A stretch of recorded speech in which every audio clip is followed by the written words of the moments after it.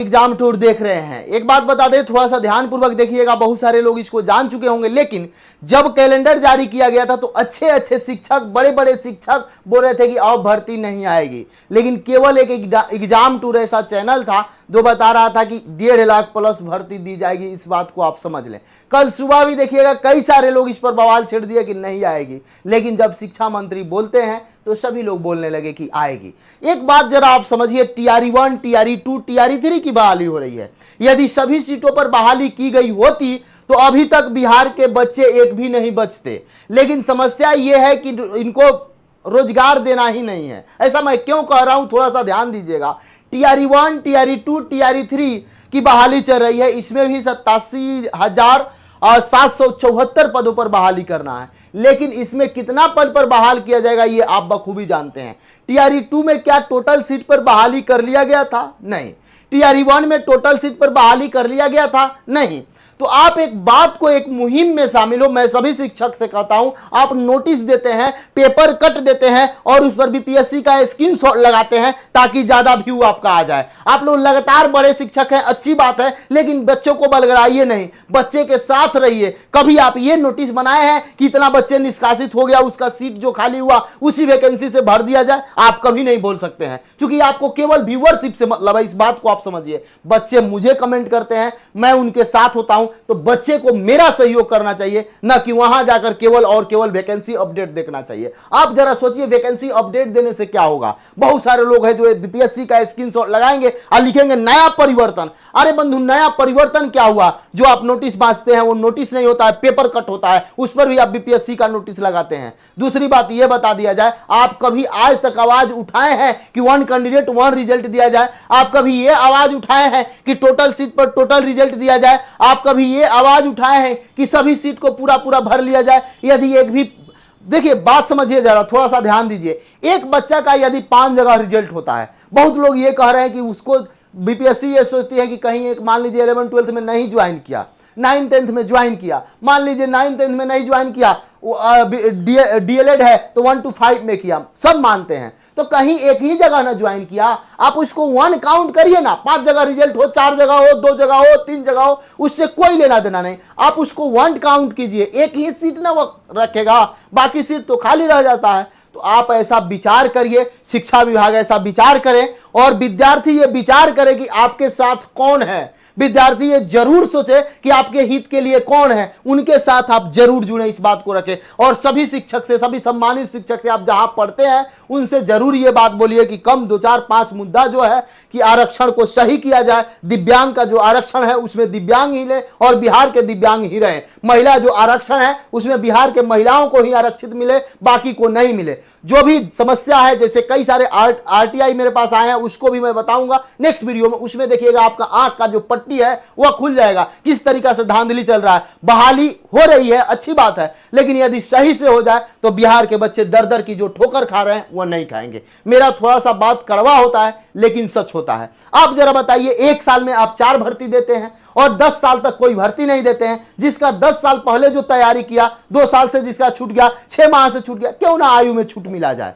क्यों ना आयु में छूट दिया जाए।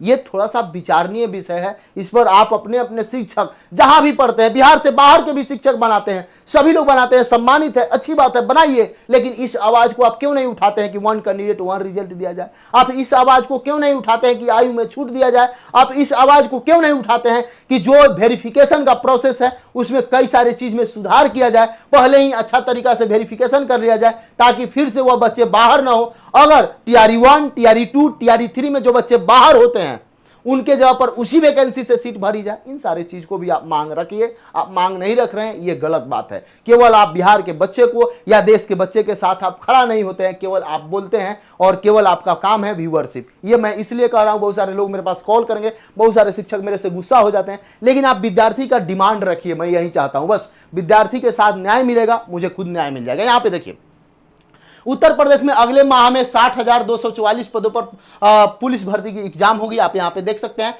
उत्तर प्रदेश पुलिस में आरक्षित नागरिक पुलिस के 60,244 पदों पर भर्ती की ऑफलाइन लिखित परीक्षा अगले माह 5 अलग अलग तिथियों में ली जाएगी। दो पाली में एग्जाम होगा। उत्तर प्रदेश पुलिस भर्ती बोर्ड ने बताया कि यह आपका 23, 24, 25, 30 और 31 अगस्त को परीक्षा है, यानी कि अगस्त में आपका एग्जाम होगा। उत्तर प्रदेश में जो भी विद्यार्थी आवेदन किए हैं, उत्तर प्रदेश में चूंकि सब लोग आवेदन कर सकते हैं, इसलिए तो जो भी विद्यार्थी बिहार के या यूपी के या कहीं के भी आवेदन किए हैं तो वो लोग अब तैयारी में लग जाएं, रिवीजन करें, आप अच्छा से एग्जाम दें।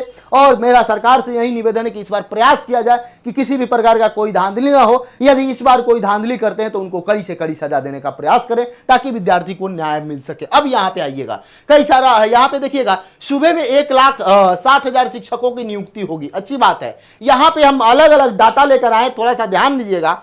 यहां पे कंप्यूटर शिक्षक की भर्ती अच्छी खासी संख्या में हो सकती है। 1 to 5 के शिक्षकों की सबसे अधिक संख्या होगी, इस बात को समझिएगा। 10-10 विद्यालय का एक विधायक देखरेख करेंगे, अच्छी बात है, लेकिन विधायक जी देखरेख आप करिए, लेकिन लूट वाला व्यवस्था नहीं कीजिएगा। क्योंकि जिस क्षेत्र में ज्यादा संख्या में नेता लोग लग जाते हैं, ज्यादा संख्या में वहां पे पहरादारी किया जाता है, चौकीदारी किया जाता है, वहां पे और ज्यादा लूट खरोच चालू हो जाती है। तो इस बात को देखिए कि शिक्षा विभाग में आजकल बहुत ज्यादा खर्च हो रहा है, लेकिन उस खर्च का नतीजा बिहार को नहीं मिल रहा है। उस खर्च का नतीजा बिहार सरकार को भी नहीं मिल रहा है और न ही बिहार के नागरिकों को मिल रहा है, न ही बिहार के विद्यार्थी को मिल रहा है। थोड़ा सा ये शिक्षक जो बहाल हुए हैं या जो विधि व्यवस्था में शामिल है, उनको भी ध्यान देना चाहिए। इस समय के जो भी एसीएस हैं, जो भी क्या मैं जानता हूं, वो भी लगातार सेम वही काम कर रहे हैं, लेकिन कुछ उस तरह का डर भय नहीं है। बहुत सारे लोग अभी भी फर्जी कार्यरत हैं, उन पर भी कार्रवाई किया जाए, ये मेरा आपसे निवेदन है। यहां पे थोड़ा ध्यान दीजिएगा, 1,73,000 शिक्षकों की नियुक्ति हो चुकी है। यहां पे देखिए शिक्षा मंत्री ने कहा कि मुख्यमंत्री नीतीश कुमार के नेतृत्व में शिक्षा विभाग ने राज्य के भविष्य के यानी छात्रों के बेहतर गुणवत्तापूर्ण शिक्षा के लिए 1,73,000 शिक्षकों की नियुक्ति एक बार में की गई। उन्होंने अपना रिकॉर्ड कायम किया और कहा कि अभी तक राज्य में कुल 5,37,000 शिक्षकों की नियुक्ति हो गई। देखिए ये नियुक्ति हो गई, रिकॉर्ड बनाया जा रहा है, लेकिन नियुक्ति उतना नहीं किया जा रहा है। ये डाटा केवल दिखाया जा रहा है। डाटा से मेरा सख्त परहेज है। 1,70,000 दिया गया था, कितना भरा गया ये आप खुद जानते हैं। 98,000, 1,20,000 इस तरीके से यहाँ पे 87,474 दिया गया। कितना भरा जाएगा ये तो सामने आएगा। सब डाटा मेरे पास है, इस पर भी बातचीत हम हमेशा करते हैं। लेकिन विद्यार्थी ख्याल रखें, आप जहां पढ़ रहे हैं उन शिक्षक से जरूर विनती करें कि इस बार सभी लोग एक साथ आएं और जो शिक्षक बहाली में कमियां हैं, कमियां कहने का अर्थ हुआ कि जो डॉक्यूमेंट वेरिफिकेशन का प्रोसेस है वो बहुत सही नहीं है। डॉक्यूमेंट वेरिफिकेशन पहले ही कर लिया जाए और जो फर्जी पकड़े जा रहे हैं उनको बाहर करिए और जो नीचे कैंडिडेट हैं उनको उसमें शामिल कीजिए। कोशिश कीजिए कि इस तरीका से यदि हो जाता है तो लगभग 20 से 25 हजार ऐसे शिक्षक जो उनका एक अंक से पॉइंट से इसमें हटेंगे वो भी शामिल हो जाएंगे। ये तरीका यदि अपना दिया जाता है तो आप अपना जरूर विचार कमेंट सेक्शन में कमेंट करें। अब यहाँ पे आइए थोड़ा सा, शिक्षा विभाग ने बीपीएससी को भेजी अधियाचना, सर्वाधिक नियुक्ति प्रारंभिक स्कूल में होंगे। 26,000 कंप्यूटर शिक्षक की भी बहाली की जाएगी। शिक्षक यहाँ पे देखिए शिक्षा का अनुपूरक बजट भी पेश कर दिया गया सर्वसम्मति से, चूंकि इसमें कोई 85,000 शिक्षकों की सक्षमता परीक्षा जल्द होगी। यहां पे देखिएगा अभी इन लोगों का सूबे में अब 32 बच्चों पर एक शिक्षक, यदि ये सब बहाल कर दिए जाएंगे तो 32 विद्यार्थी पर एक शिक्षक बिहार में हो जाएंगे। ये बात को आप देख लें। मंत्री ने कहा कि मुख्यमंत्री के नेतृत्व में शिक्षा क्षेत्र में काफी बदलाव हो रहा है। 2006 में शिक्षकों की कुल संख्या 1,80,000 थी, जो 2024 में बढ़कर 5,77,000 शिक्षकों की संख्या हो गई। कितना हो गई? 5,77,000 शिक्षकों की संख्या हो गई।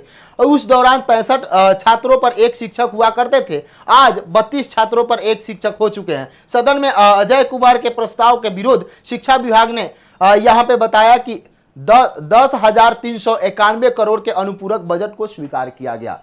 अच्छी खासी बजट दिया जा रहा है। डेस्क बेंच पर देखिएगा कितना लूट हुआ, वहां विद्यालय भवन निर्माण में कितना लूट हुआ। तो थोड़ा सा सरकार ध्यान दे और सरकार से जरूरी है कि उस क्षेत्र के जो जनता है, जो ग्राम सेवक है, जो पंचायत के मुखिया है, जो वार्ड सदस्य हैं, ये लोग भी ध्यान दे। उस गांव के जनता जनार्दन भी वहां पे जाएं, देखें आपके विद्यालय में सही से काम हो रहा है कि नहीं।